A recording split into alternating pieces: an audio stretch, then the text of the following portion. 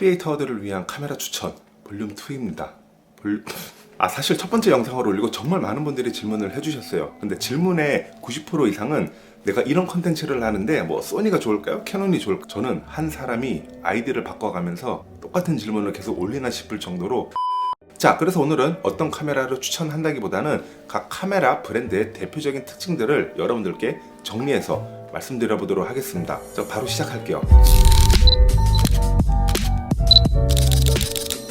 첫 번째, 캐논. 미러리스보다는 DSLR이 더 유명한 브랜드이고, 아직까지 캐논 하면은 DSLR, 그 중에서도 OD Mark II, 3, 4 시리즈가 마치 수학의 정석 같은 그런 느낌입니다. 물론 최근에 R5C 같은 괴물급 시네마 미러리스를 출시하기도 했지만, 그래도 아직까지 대부분의 현업에서는 캐논은 DSLR로 굉장히 유명한 브랜드입니다. 그리고 동네 사진관에 가면은 열의 9은 캐논의 100통. 자, 아무튼 제가 캐논의 아주 오래된 모델부터 미러리스까지 정말 고루 써보고 느낀 점을 정리를 하자면은, 일단 캐논은 AF 성능이 굉장히 좋고 무엇보다 색감, 발색이 너무나 좋은 브랜드예요. 이거는 DSLR, 미러리스 불문하고 동일하게 적용되는 캐논만의 전통이기도 합니다. 캐논은 소위 말해서 그냥 막 찍어도 색감이 예쁘게 나오고 뭐 그렇기 때문에 별도의 후보정이 딱히 필요가 없는 브랜드이기도 합니다. 거기다가 렌즈군도 엄청나게 다양하고 오래된 렌즈들인 만큼 중고가가 아주 싼 편이어가지고 가성비가 굉장히 좋은 편이라고 할 수가 있어요. 단 캐논은 타사 브랜드들만큼 뭐 날카로운 선회도, 후보정하기 용이한 뭐 다이나믹 레인지 등은 타 브랜드보다는 조금 떨어지는 것 같아요. 그렇게 캐논은 주로 카메라를 많이 다뤄보지 않고 복잡한 메뉴 설정을 싫어하고 그냥 오토로 놓고 써도 평타 이상은 나올 카메라, 바로 이런 게 필요하신 분들은 캐논으로 가셔야 됩니다. 내가 어떤 컨텐츠를 하는데 어떤 카메라가 필요할까요? 라고 질문하는 거는 사실 의미가 없어요. 세상 모든 카메라로 그 컨텐츠는 얼마든지 찍을 수가 있습니다. 문제는 그 카메라 브랜드가 내 손에 맞냐 안 맞냐인 거죠. 두 번째, 소니 카메라의 역사는 그렇게 길지가 않은데 어느 순간부터 소니의 미러리스 라인업이 아주 활발하게 팔려나가기 시작하면서 지금은 명실상부 최고의 브랜드 중 하나로 자리매김을 하고 있습니다. 이 뭔가 캐논만큼 깊은 전통이 있지는 않지만 나름 최신 기술로 무장을 했고, 또 무엇보다 소니의 디자인이 저는 굉장히 마음에 들더라고요. 소니 디자이너는 정말 상을 줘야 돼요. 소니는 그 유명한 S로그라는 로그 감마가 일반 보급형 카메라에도 아주 골고루 탑재가 되어 있고, 그로 인해 후보정을 하면서 내가 원하는 컬러를 먹이기 좋다는 장점이 있습니다. 거기다가 풀픽셀 리다웃 방식으로 인해서 6K 촬영물을 4K로 압축해서 송출을 하기 때문에 기본적으로 4K 화질이 아주 날카롭고 선명한 브랜드가 바로 소니예요. 물론 풀 HD는 똥만. 그리고 현재 유튜버들이 가장 많이 쓰는 카메라 또한 소니이기 때문에 소니 카메라는 그만큼 정보를 찾기에도 아주 좋은 브랜드입니다. 캐논만큼은 아니지만 나름 다양한 렌즈 화각을 갖추고 있고, 또 여담이지만 렌즈의 디자인도 굉장히 세련되게 좋더라고요. 또한 소니 역시 AF 속도가 정말 타의 추종을 불허하는데, 정말 AF 속도 하나만큼은 엄청나게 좋아요. 장난이 아니네요. 이 정도면은 제가 봤을 때는 날아가는 전투기도 잡을 만한 속도입니다. 단점으로는 말씀드렸듯이 4K 화질은 좋은데 그 이하의 화질은 조금 고만고만한 편이 있고, 일부 크롭바디 모델들은 이 시공간이 휘어버리는 롤링 셔터 현상이 유독 심하게 나타납니다. 이거는 마치 그러니까 현실 세계가 오그라드는 현상인데 얘는 정말 심하죠. 당연한 말이지만 S로그로 촬영한 영상은 무조건 후보정을 거쳐야 되기 때문에 컬러와 또 영상 코덱에 대한 어느 정도 이해가 있으신 분들이 소니 카메라를 제대로 쓸 수 있다라고 할 수가 있습니다. 그것도 모르고 나는 이것도 모르고 그냥 난 오토가 좋아, 그럴 거면은 그냥 제발 캐논 쓰. 세 번째, 후지 필름. 후지는 사실 영상보다는 사진에 강점을 많이 보이는 브랜드입니다. 일단 이름부터 후지 필름.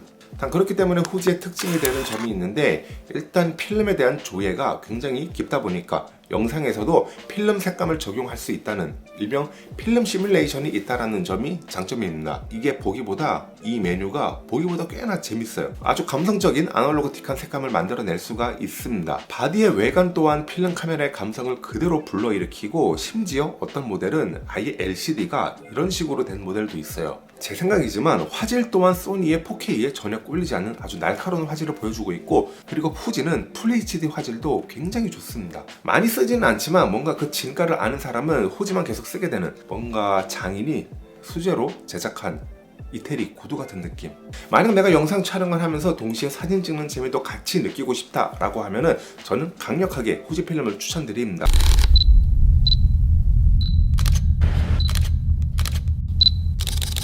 이 셔터 소리조차도 뭔가 좀 명품처럼 느껴지는 그런 카메라가 후지 필름이거든요. 최근에 발매된 XS10 또는 XT4 같은 카메라들은 영상에도 특화된 바디이기 때문에 얘네들을 구입해서 유튜브를 한다? 사실 더할 나위 없이 좋은 카메라다. 자, 마지막 파나소닉. 파나소닉은 뭔가 울트라 사이언스 하이 테크놀로지 카메라 머신 같은 느낌입니다. 아주 날카롭고 정교하고 어떤 최신 기술의 집약체 같은 느낌. 물론 AF 속도 빼고. 파나소닉에서는 카메라의 감성 같은 거를 사실 전혀 느낄 수가 없어요. 저는 그렇더라고요. 그저 배터리 쨍쨍하고 화질 어마어마하고 파일 용량 어마어마하게 크고 최근 발매된 GH6의 손떨방 기능을 보면은 놀랄 노자입니다. 짐벌이 전혀 필요가 없는 수준이거든요. 그만큼 파나소닉의 기술력, 이 기술력 하나만큼은 정말 타 브랜드가 흉내낼 수 없을 만큼 압도적이라고 할 수가 있어요. 그리고 파나소닉에도 소니의 S로그처럼 로그 감마로 촬영이 가능한데 소니의 S로그가 있다면은 파나소닉 에는 브이로그가 있습니다. 여러분들이 찍는 그 브이로그 말고 파나소닉의 카메라 라인업 중에서도 고가의 라인업에는 이 브이로그가 탑재가 되어 있는데 이 모드로 촬영을 한 영상은 어딘가 모르게 뭔가 약간 조금 시네마 같은 느낌을 받아요. 장면 하나하나가 그야말로 압도적인 화질을 보여주는 카메라. 이게 바로 이게 바로 파나소닉이라고 보시면 됩니다. 단점은 AF 속도가 정말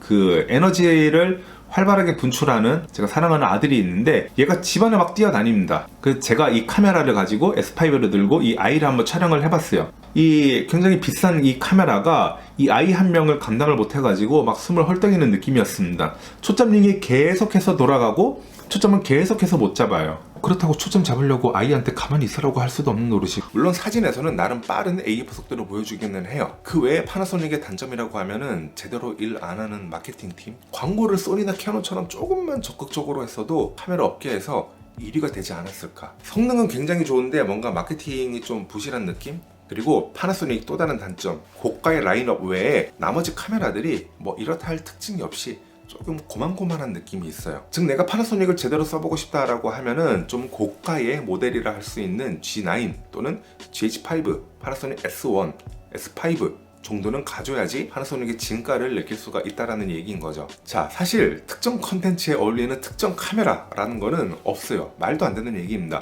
브랜드별로 특징을 이렇게 소개를 해드렸으니까요. 그래서 내가 하려는 컨텐츠에는 어떤 브랜드가 어울릴까를 먼저 고민을 해보시고 그 다음에 그 브랜드에 존재하는 카메라들을 이 모델을 좀 좁혀서 검색을 하시면은 여러분들이 원하는 카메라를 찾을 수 있지 않을까라는 생각을 해봅니다. 뭐 예를 들어서 나는 여행을 가는데 카메라에 대해 딱히 어려운 조작법은 안 하고 싶고 그냥 단순하게 찍고 싶다라고 하면은 고프로나 아이폰이나 아니면은 아까 말씀드린 캐논이 좋겠고, 나는 공부하는 스터디 윗미 컨텐츠를 찍고 싶은데 시간에 제약 없이 한 번에 오래 촬영을 할 수 있는 소니의 알파 6400 이후 모델들 또는 파나소닉 카메라가 좋겠죠. 여담이지만 소니에서 나온 알파 6400 이후로 소니 카메라의 촬영 시간 제한이 없어졌어요. 그래서 다 그런가? 다 그렇진 않나? 그래서 몇 시간 동안 장시간 촬영을 할 수가 있습니다. 파나소닉 역시 시간 제약이 없이 몇 시간 동안 장시간 촬영을 하는 게 가능해요. 후지는 그게 좀 안 되는 걸로 알고 있어요. 자, 그리고 나는 산에 올라가서 캠핑하는 거를 주로 찍는다 라고 하면은 사실 상관이 없습니다. 뭘 써도 돼요. 카메라 추천이라는 게 의미가 없어요. 다만 거기서 중요한 거는 만약에 빠르게 화면이 이동한다 라고 하면은 AF 속도가 중요하겠죠. 그러면은 당연히 브랜드는 캐논과 소니로 좁혀볼 수가 있습니다. 자, 그래서 오늘 영상 여기서 마치고요. 다음에는 100만원 이하로 구입할 수 있는 카메라 모델들을 한번 추천해 보도록 할게요. 물론 제가 쓴 모델에 한해서요.